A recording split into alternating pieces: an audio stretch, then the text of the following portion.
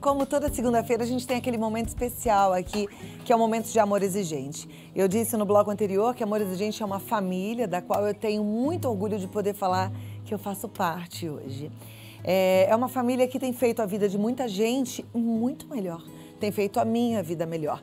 E, na verdade, eu espero aprender cada vez mais, né? Eu tô lá para isso. E eu te convido para estar também no Amor Exigente. Uma vez por semana, as reuniões são gratuitas, 2 horinhas, são grupos de auto e mútua ajuda. E a ideia ali é trabalhar o ser humano, que tem suas compulsões, suas aspirações, né? E trabalhar, sobretudo, o familiar do dependente químico que está vivendo em sobriedade. Tem Amor Exigente perto da sua casa. A gente vai conversar mais sobre Amor Exigente, vou te passar o site também. Presta atenção porque hoje recebo com muita alegria o Luiz Fernando Calduro, que é presidente de Amor Exigente, Miguel Tortorelli, que é vice-presidente de Amor Exigente, e hoje a gente tem o Alex Braga, que é subcoordenador do grupo de sobriedade, do grupo Esperança. Sejam bem-vindos. Bem-vindo, olha, Cláudia, vocês estão olha floridos. Aí, parabéns. Obrigada, meu amigo. Alegria. Obrigada, Alex. Muito obrigada, seja bem-vindo. Miguel. Gente, que lindo. Meu jardim tá crescendo aqui hoje. Olha que máximo. Viu que bom? Eu vou deixar aqui. Vamos deixar todo esse cenário florido hoje. Que lindo. Você merece. Eu amo orquídeas. Obrigada. Muito obrigada. Vamos lá conversar. O Alex eu não conhecia ainda. Seja muito bem-vindo. Obrigado. O Alex é coordenador do grupo de sobriedade. Sim. O que é o grupo de sobriedade, Alex? O grupo de sobriedade é como se fosse o grupo de família, né? Só que lá nós tratamos da questão do dependente químico. Né? Então, o grupo de sobriedade seriam dependentes químicos em recuperação, sim, que estão ali para terem a meta semanal, para um fortalecer o outro, é isso? Sim, correto, é isso mesmo. E como é que você chegou ao Amor Exigente? Eu cheguei ao Amor Exigente depois, quando eu entrei em recuperação, através do meu amigo Ivanildo de Andrade, acho que você conhece, o psicólogo, né? Ele me encaminhou para lá. Ele falou, você precisa de um grupo, você precisa frequentar um grupo, né? E sua família também. E aí eu comecei a frequentar o grupo com o Miguel, né? Conheci essa pessoa maravilhosa e amei. Que sorte a sua, né? Eu também conheço o Miguel, sou uma pessoa agraciada pela vida dele, que você é muito querido, viu, Miguel? Obrigado. E aí eu comecei a frequentar o grupo e também fazemos tratamento laboratorial, né? Através do encaminhamento que o Miguel conseguiu para mim. Fui reinserindo na sociedade. Você já conta mais a sua história. Luiz Fernando, mais uma vez, obrigada, Miguel, também. O Alex falou do grupo Família. Então, vamos só explicar para quem está em casa e talvez não conheça Amor Exigente.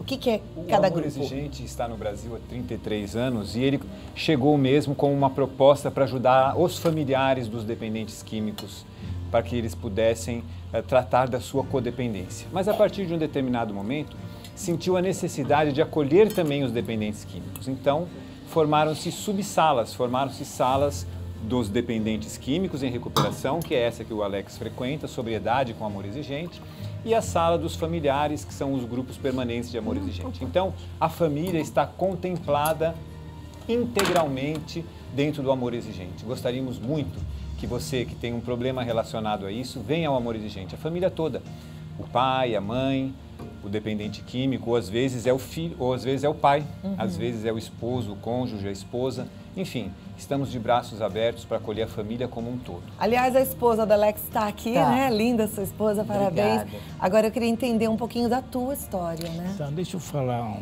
sobre o Alex. O Alex não foi internado nesse momento. Ele foi com um profissional que é amigo dele, o Ivanildo, e foi na sala, né, que ele conseguiu essa recuperação. Ele vai também no tratamento ambulatorial com a força de vontade dele, com o querer dele. Então, ele saiu do crack. E aí ele vai te contar a história. Deixa ele contar. Lembrei daquele nosso amigo lá do Congresso. Como é que é o nome daquele nosso amigo de Londrina? De onde que ele era? Que ele ficou brincando, falou assim, Cláudia, quando o Miguel falou, não deixa o Miguel o Cesário. Cesário. É o Cesário de Goiânia. Um abraço, Cesário. Você viu que eu tentei, né, Goiânia. Cesário? Mas vamos lá, Alex, conta pra gente como é que tudo começou, como é que você conheceu a droga? Bom, Cláudia, eu era um rapaz como todo qualquer, né? Estudava, fazia um liceu de administração de empresas, uma família patriarcal, religiosa. E na escola eu comecei a conhecer a bebida, né? Desde criança já havia dentro de casa, né? Nas festas, a bebida. E na escola eu conheci maconha, fui provando esporadicamente, aí passei para cocaína. Com quantos anos?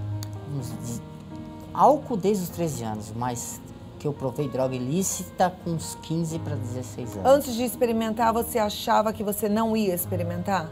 Você era daqueles adolescentes que falava isso? Não, ou criticava, ou eu apontava tinha o muito dedo? medo, porque na época que eu usava, tinha um merchandising do governo que falava drogas mata. Isso dava um certo medo. Mas depois que eu usei, eu vi que não matava. E que ela era boa. Que fazia um efeito né, que eu gostava. Eu falei, peraí, não é tudo mentira, né? Então, aí eu entrei mesmo. E comecei a usar bastante durante a semana. Consegui chegar até a faculdade, tive um bom emprego, né, num banco. Você entrou em que faculdade? Você entrou na faculdade do quê? Unicastelo. De administração. De administração. Você estava na faculdade fazendo administração, Sim. Tinha um emprego num banco. Tinha um emprego num banco, setor de exportação muito bom. Aí começou a consumir, a cocaína começou a consumir financeiramente, os estudos, em casa. Mas você naquela época achava que estava no controle? Eu achava que nunca ia acontecer comigo, com os outros. Né? Eu estava não. Ao longo desse caminho, da escola até a universidade, até o trabalho, você deve ter visto outras pessoas caindo, mas outras pessoas de pé. É isso? Na verdade, ainda não conhecia esse mundo das pessoas caindo. Eu via muito os amigos, né? E todo mundo usava e estava tudo bem? Tudo bem, é. Só que esses amigos foram parando. Eu não consegui. Eu fiquei. Eu fui ficando deixado. E aí eu me casei, parei um pouco. A sua esposa sabia que você tinha...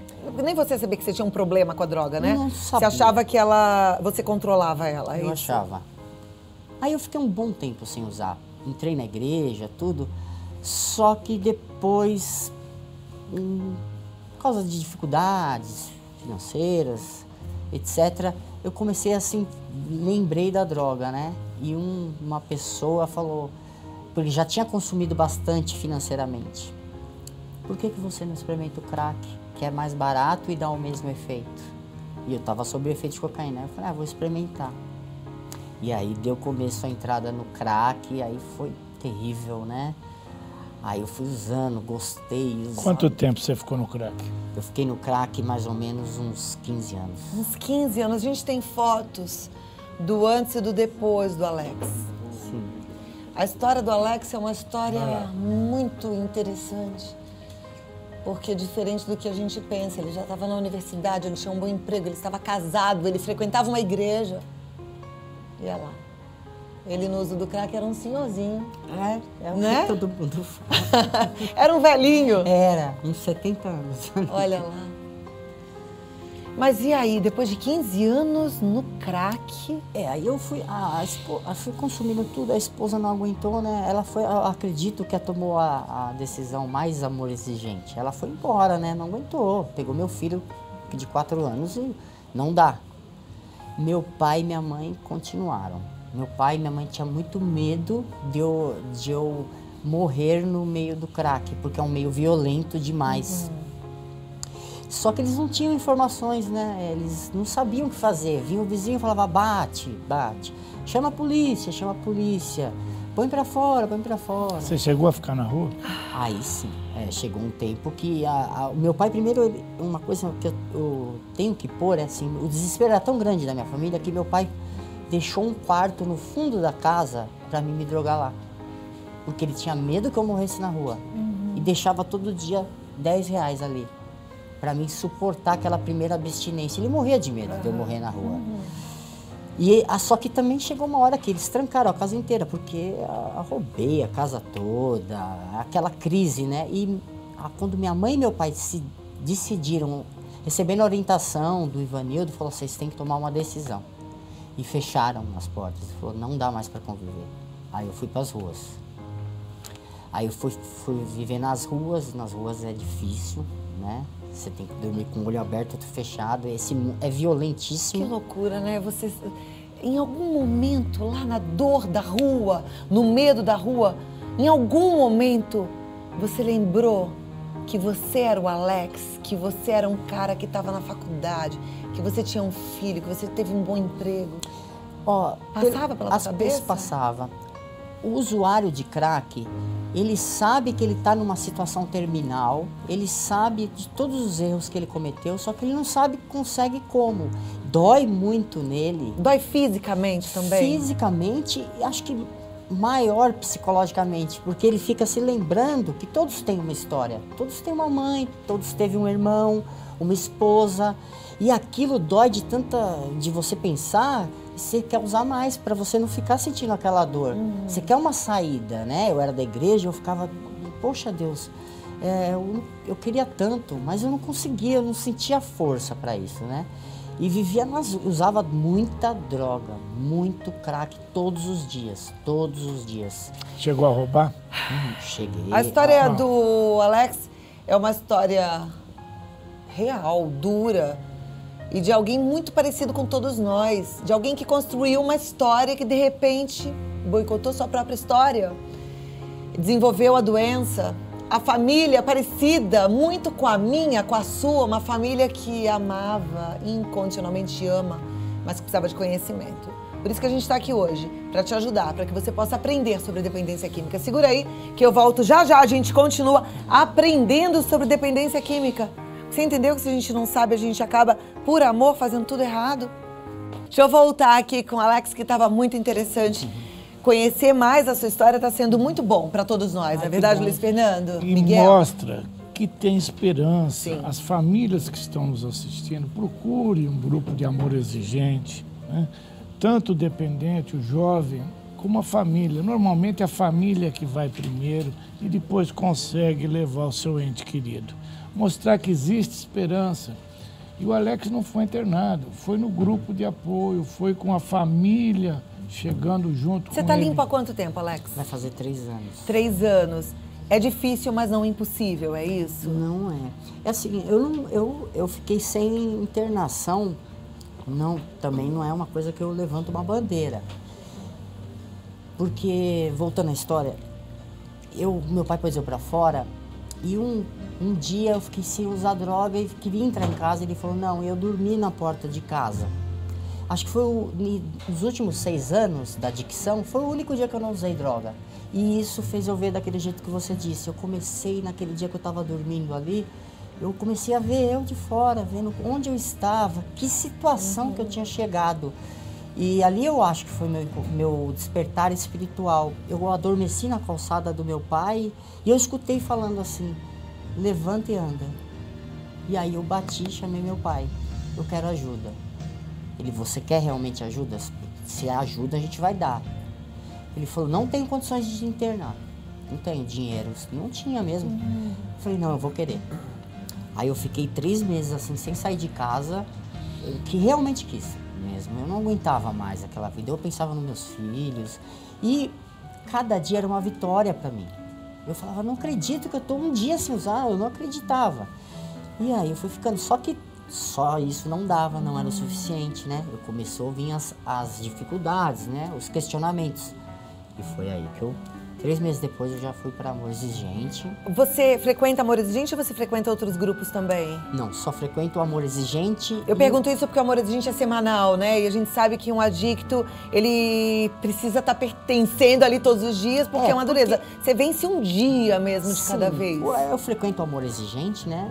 Eu levei minha família pro Amor Exigente também, eles são voluntários hoje, né?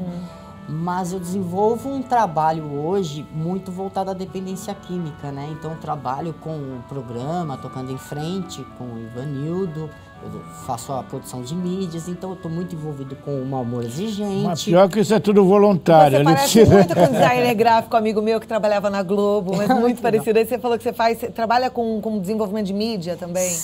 Sim, aí nós levando voluntariamente muitas palestras, né? E agora profissionalmente também. Uma das formas de você ficar limpo é você falando sobre a sua recuperação? Para mim é essencial. Eu sou a favor que tem que se dar voz à recuperação. até pela própria responsabilidade. Quando a gente vai com amor exigente nas escolas, nós vemos que as pessoas não têm informação, as crianças, né? E quando eles veem a gente falando aquilo, eles começam a enxergar dessa maneira. Pô, mas a história dele é igual a minha.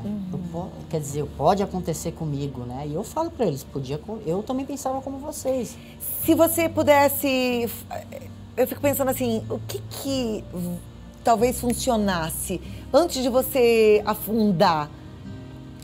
Serviria um chacoalhão de alguém? O que você gostaria de falar para quem está em casa e que de repente está no começo, não chegou no fundo do poço, mas não precisa chegar, né? Primeiro, prevenção, eu não tive chance, né? Minha família não teve chance de ter informação. Na minha escola, na época, não existia prevenção. A gente não ouvia falar, né? Só isso, drogas matam, mais nada. E o conselho que eu dou é que eu guardo o que meu pai falava pra mim. Meu pai falava assim muito, um dia você vai ver que eu sou seu melhor amigo. Sei lá, pros jovens eu falo, escuta os pais, eles têm essa experiência, né? Meu pai costuma falar, a gente sabe o atalho do gol. E eu não ouvia por muitas vezes, eles tentaram, né? E eu achava que meu pai não era meu amigo, né? Amigo eram os amigos lá. E hoje não, hoje nós somos os melhores amigos, assim. O que é uma boa prevenção, Alex? Acho que uma boa prevenção é desde cedo você mostrar para o teu filho, para tua filha, levar informações do que é realmente. Porque os jovens hoje estão recebendo uma informação errônea, né? A gente vai nas escolas e ouve muitos jovens querer debater legalização de maconha, essas coisas, com informações que eles ouvem falar, mas eles não vão realmente ao fundo. A informação que tem hoje nas mídias, né, são informações que são direcionadas a levar o jovem à experimentação e ao consumo de maconha.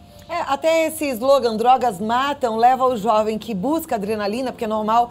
Eu, mais jovem, amava uma montanha-russa. Eu ainda gosto de montanha-russa, mas eu amava. Então, essa coisa de você lidar com o perigo... Eu até vou te convidar, você que é telespectador, para assistir de novo ao filme do Simba, do Rei Leão. Porque tem algumas partes ali que tocam muito meu coração. Eu lembro do Simba falando assim, eu rio na cara do perigo. E o jovem, assim, ele ri na cara do perigo, né, Alex? É desafiador. E aí você me falou do seu despertar espiritual. Lembrei de novo do filme, enquanto você estava falando, até me emocionei. Porque tem um momento em que o leão olha na água e ele se vê. Ele vê o reflexo dele e ele lembra do que o pai falava. É lindo esse filme, assista com olhos mais adultos que você vai se emocionar também. Aliás, é um bom filme para a gente mostrar em Amor Exigente também. Muito bom. E outra coisa que nós temos um grande problema, grande maioria das famílias hoje não tem condições de pagar uma clínica. Nós não temos aonde levar gratuitamente. E o pior, nós não temos vagas para menores, que hoje inicia-se o consumo de álcool com 12 anos. Né? Classe média é 11, 12 anos. Né? Nós não temos onde levar, e nós já temos com 14 anos, 15 anos, dependentes de álcool e de maconha. E não existe no poder público local para internar essas crianças. É o que eu falei, é novidade. E o que a gente tem que fazer? Quem pode, abre espaço para divulgação. Você que pode, vá para um grupo de amor exigente. Eu tô num grupo de amor exigente, tem gente que pergunta assim, mas por que? Seus filhos têm problema com drogas? Graças a Deus, não. Mas porque eu quero aprender mais, eu quero ser melhor como pessoa e eu quero poder ajudar o próximo. Então vá, a nossa sociedade está morrendo e a gente precisa unir as mãos e ajudar essa turma. Deixa eu passar o contato do Alex, porque ele dá palestras. E aí você pode chamá-lo para dar uma palestra aí na sua escola, para o seu grupo. É a Escola do Saber, esse é o seu contato? Esse site eu criei para levar palestras nas escolas informação. E também informação sobre a dependência química. Então entra no site www.escoladosaber.com.br escoladosaber.com só. escoladosaber.com. E se você quiser entrar em contato, 011 2614 3473. Se quiser ligar no Amor Exigente para saber qual é o mais próximo da sua casa ou como é que você faz para conhecer mais o programa, Dona Chiquinha hoje que atende o telefone. Um beijo para a senhora, viu? É no 019 3252 2630. E o site é amorexigente.org.br. Muito obrigada. O tempo voa aqui. mesmo, né? E você pode voltar mais vezes? Posso. com Então eu tô te maior prazer, esperando. com muito prazer. Não precisa ser convidado. Avisa, a Tá Cláudia bom. me chamou, eu tô indo. Tá legal, Viu, Cláudia. Luiz Isso Fernando? mesmo, muito bom. Obrigado, Alex. Obrigada por Um compartilhar abraço sua com história. meus amigos. Obrigada. Saulo, Parabéns Sandra, pelo aniversário. E parabéns pelo Muito aniversário. obrigada, Saúde. obrigada. Força, fé e alegria. Alegria!